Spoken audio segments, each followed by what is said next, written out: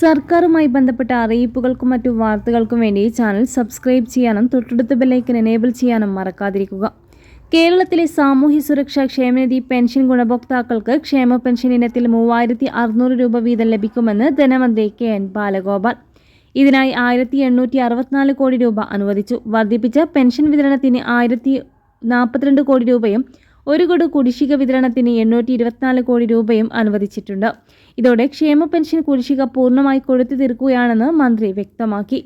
November 20 മുതലാണ് pension വിതരണം ആരംഭിക്കുന്നത്. നവംബർ മാസത്തെ വർദ്ധിപ്പിച്ച പെൻഷൻ തുകയായ 2000 രൂപയോടൊപ്പം നേരത്തെ ഉണ്ടായ കുടിശ്ശികയിലെ അവസാന ഗഡുവായ 1600 രൂപയും ലഭിക്കും.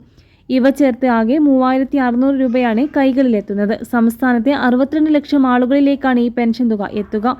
ക്ഷേമ പദ്ധതികൾ തിരഞ്ഞെടുപ്പ് സമയത്തെ പ്രഖ്യാപനമല്ല. അങ്ങനെയെങ്കിൽ 2-3 മാസം മുമ്പ് പ്രഖ്യാപിച്ചാൽ മതിയല്ലോ.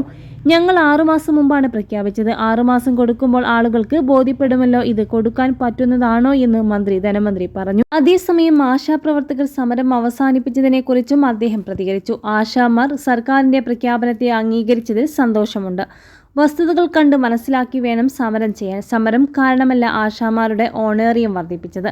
സമരം കണ്ടിട്ടാണ് ഓണേറിയം വർദ്ധിപ്പിച്ചത് എന്നാണ് അവർ അവകാശപ്പെടുന്നത്. അവർ അങ്ങനെ തന്നെ വിചാരിച്ചിട്ടുണ്ടോ എന്നും മന്ത്രി പറഞ്ഞു.